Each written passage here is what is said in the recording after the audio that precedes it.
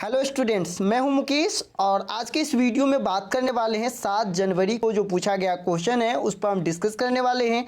आखिरकार 7 जनवरी को जो एग्जाम हुआ है उसका क्वेश्चन कैसा था, क्या क्वेश्चन जो है अन्य दिनों के अपेक्षा जो है भिन्न थे, क्या थे नहीं थे, पूरे डिस्कस करने वाले हैं इस वीडियो के माध्यम से। तो सबसे पहला जो मैथ का क्वेश्चन था ये कि गणित में वैन हीले के स्तर के बारे में पूछा गया था। आपको भी पता है सिर्फ 5 ही तो इसके हैं वैन हीले का स्तर, जिसमें विजुअलाइजेशन हो जाए, चाहे एनालिसिस हो जाए, चाहे अनौपचारिक, औपचारिक और या फिर रिगर हो जाए, इनसे रिलेटेड जो है क्वेश्चन आज के प्रश्न में पूछा गया था। ठीक है, इसके बाद आपसे पूछा गया था कि जीन पियाजे के स्तर के बारे में, यानी जीन पियाजे के जो 4 स्तर हैं उसमें ये दिया गया था कि आखिरकार जब बच्चे अपने स्वार्थ के लिए या बच्चे अपनी रुचि के आधार पर कोई कार्य ऐसे होते हैं जो खुद से करते हैं तो जीन पियाजे का कौन से स्तर से रिलेटेड वह बच्चा है। तो जीन पियाजे से पर डे क्वेश्चन सामने निकल के आ रही हैं, तो जिनका भी एग्जाम अब बाकी है जीन पियाजे को तो बिल्कुल आपको कवर करना ही होगा। ऐसा नहीं है जो आप ये सोच रहे होंगे कि जीन पियाजे बहुत बार पूछ दिया गया है तो फिर जीन पियाजे को मुझे नहीं पढ़ना है। आपको बारीकी ढंग से एक एक टॉपिक को अच्छे से कवर करना है। देख रहे हैं मधुमक्खी अभी तक के एग्जाम में लगभग 10 बार पूछा गया है और मधुमक्खी से संबंधित उनकी क्या विशेषता होती है, मधुमक्खी पालन कब होता है, कौन से समय उसके लिए उपयुक्त होता है, उनकी क्या क्या आवश्यकता होती है मधुमक्खी पालन के लिए, ये इन सब के बारे में 4 विकल्प दे दिए गए थे और उनमें पूछा गया था कि कौन कौन विकल्प मधुमक्खी पालन से संबंधित हैं। ठीक है, इसके बाद स्लॉथ के बारे में पूछा गया था कि आखिरकार स्लॉथ की क्या कुछ विशेषता होती है, स्लॉथ कितने समयों तक अपने जो वृक्ष पर लटके होते हैं वो कितने पत्ते खाते हैं, जीवन काल उनका क्या होता है।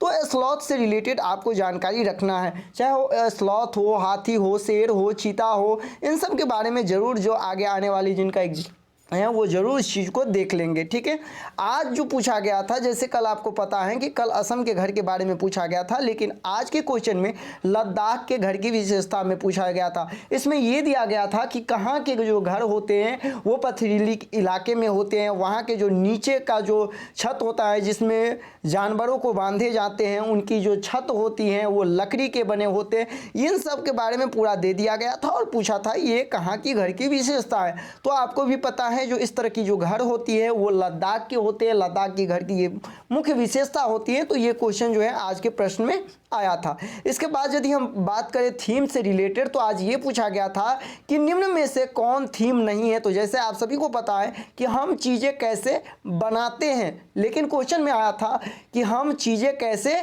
सीखते हैं। तो ये जो चीज़ है वो आपको पर्यावरण के अध्ययन के अंतर्गत थीम से रिलेटेड नहीं है। आप लोग देखे होंगे जो हम चीज़ें कैसे और टिक लगा दिए होंगे जो ये तो सही ही हैं, लेकिन आपको समझना होगा कि हम चीज़ें कैसे बनाते हैं।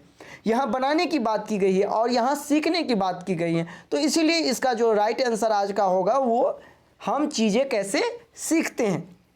इसके बाद जो है एक क्वेश्चन था ट्रेन से रिलेटेड, जिस ट्रेन में ये पूछा गया था कि चाल उसका निकाले, यानी कि समय भी दिया गया था, उनकी दूरी भी दिया गया था, बस आपको क्या करना था उसमें चाल निकालना था। तो सिंपल इस तरह के क्वेश्चन अक्सर सीटेड में पूछे जाते हैं कि एक ट्रेन जो है इतनी किलोमीटर दूरी तय करने के लिए कुल इतने समय लेता है, तो फिर उस का औसत चाल क्या होगा। ये क्वेश्चन बार बार इस तरह के क्वेश्चन पूछे जा रहे हैं। तो औसत चाल जो है आप लोग जरूर उसे सीख लेंगे, चाल कैसे निकाला जाता है, दूरी कैसे निकाला जाता है और समय कैसे निकाला जाता है। एक ही सूत्र है, उस पर आप बना लेंगे, चाल बराबर दूरी बट्टा समय, और उस पर आप कहीं ना कहीं भी यदि क्वेश्चन उनसे पूछा जाता है तो निश्चित तौर पर आप बना लेंगे। साथ ही साथ आज के प्रश्न में एक नया चीज़ ये देखने को मिला कि घरेलू नुस्खे जो अक्सर आप लोग पढ़ते होंगे ईवीएस में और इससे रिलेटेड क्वेश्चन नहीं पूछे जा रहे थे, लेकिन आज के प्रश्न में घरेलू जो नुस्खे होते हैं उनके बारे में भी पूछा गया था। नुस्खे में जैसे कि आपको पता है जो हल्दी का लेप कब लगाया जाता है,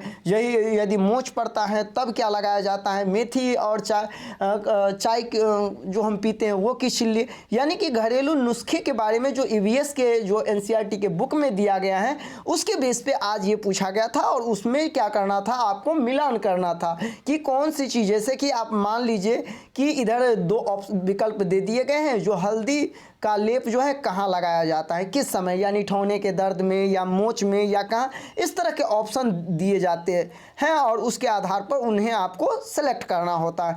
इसके बाद आप देखिए यहाँ मिस्टेक हो गया, शारीरिक गति संबंधी अक्षमता यानी कि लर्निंग डिसेबिलिटी से आज भी क्वेश्चन सामने निकल के आया है और आज क्वेश्चन आपका अप्रेक्सिया और डिस्प्रेक्सिया से पूछा गया था, जो कि आपको पता है कि गतिक संबंधी अक्षमता यानी आपके शरीर में यदि कोई चीज़ जैसे हाथ को चलाने में, पाँव को चलाने में आपको यदि दिक्कत महसूस हो रहा है तो इससे रिलेटेड जो है आपका अप्रेक्सिया और डिस्प्रेक्सिया है।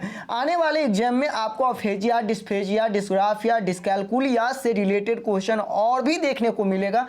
तो यदि अभी तक लर्निंग डिसेबिलिटी चैप्टर आप अच्छा से नहीं पढ़े हैं तो उनको जरूर पढ़ ले और ये कंसेप्ट आपको बिल्कुल क्लियर होना चाहिए लर्निंग डिसेबिलिटी के, तो निश्चित तौर पे 1 नंबर जो है आने वाले एग्जाम में आप हासिल कर पाएंगे। इसके बाद जो पूछा गया था वो वैगोत्स्की से रिलेटेड सिंपल क्वेश्चन दे दिया गया था कि स्कैफोल्डिंग का संबंध किससे है, तो आपको भी पता है स्कैफोल्डिंग का संबंध वैगोत्स्की से है और इसी स्कैफोल्डिंग को मचान भी कहा जाता है। क्या कहा जाता है? मचान।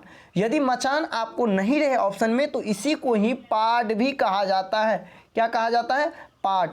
तो ध्यान रखेंगे या तो स्कैफोल्डिंग आपके ऑप्शन में होगा या मचान होगा या फिर पार्ट होगा और सभी का संबंध जो है ना वो आपको वैगोत्स्की जो अपना सिद्धांत दिए थे ZPD आपको पता होगा उससे रिलेटेड है, वो समीपस्थ विकास का सिद्धांत से रिलेटेड है और स्कैफोल्डिंग का यूज जो है हम अस्थायी सहयोग के तौर पे करते हैं। ठीक है, अब बढ़ते हैं हम अगले क्वेश्चन की तरफ और अगला क्वेश्चन ये था कि आखिर NEP जो नेशनल एजुकेशन पॉलिसी जो आपका 2020 है उससे रिलेटेड भी क्वेश्चन आज पूछा गया था। वही NCF 2005 से भी क्वेश्चन जो है पर डे पूछे जा रहे हैं। नेशनल करिकुलम फ्रेमवर्क 2005 जो है उसको आप अच्छा से कवर कर लेंगे क्योंकि ये दोनों एक ऐसा टॉपिक हो गया है NEP 2020 और NCF 2005 जो कि आपके कोई भी सब्जेक्ट में पूछे जा सकते हैं, चाहे वो आप EVS की बात करें, चाहे फिर आप CDP की बात करें, मैथ की बात करें, कहीं भी बात करें, वो कहीं भी आपको देखने को मिल सकता है। इसके बाद यदि हम बात करें और तो आप भिन्न से रिलेटेड क्वेश्चन जो आ रहे हैं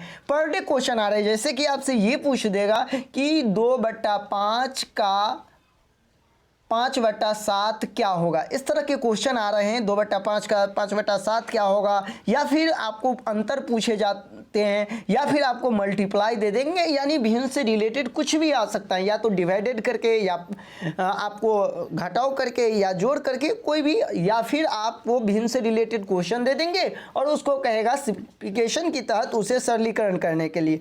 ठीक है, इसके बाद जो है आयु से संबंधित प्रश्न पूछे गए थे कि ठीक है, आयु से रिलेटेड क्वेश्चन आया था। इसके बाद स्किनर से संबंधित, देखिए आपको भी पता है स्किनर वैसे इस बार जो है सीटेट में बहुत कम आ रहे हैं क्वेश्चन, लेकिन फिर भी आपको स्किनर से पढ़ के जाना है। अभी तक स्किनर से लगभग 6 से 7 क्वेश्चन पूछे जा चुके हैं, इसीलिए आप लोग जो है स्किनर को भी अच्छे से कवर कर लेंगे। ठीक है, तो ये सारे क्वेश्चन को देखने के बाद आप कहीं ना कहीं ये ज़रूर समझ गए होंगे कि आखिरकार सीटेट का जो सिलेबस है उसके बाहर कुछ भी एक भी क्वेश्चन ऐसे नहीं है जो उनके बाहर पूछे जा रहे हैं। तो आपसे यही रिक्वेस्ट है कि जो भी सिलेबस है सीटेट का उससे आप लोग ज़रूर तैयारी करें, जिससे कि आने वाले एग्ज़ाम जो भी स्टूडेंट का बाकी है उनका एग्ज़ाम बेहतर हो सके। एक इन्फॉर्मेशन आप सभी को दे दूं कि 16 और 17 दिसंबर का जिनका एग्ज़ाम कैंसिल हुआ था उनका एग्ज़ाम जो है का डेट जो है जारी हो चुका है। उनका एग्ज़ाम जो है 17 जनवरी और 21 जनवरी को आयोजित की जाएगी। इसका भी वीडियो हम बना दिए हैं, प्लेलिस्ट में उसका वीडियो है, जाकर के उसे आप वॉच कर सकते हैं। मिलते हैं नेक्स्ट वीडियो में, अभी के लिए बस इतना ही, धन्यवाद।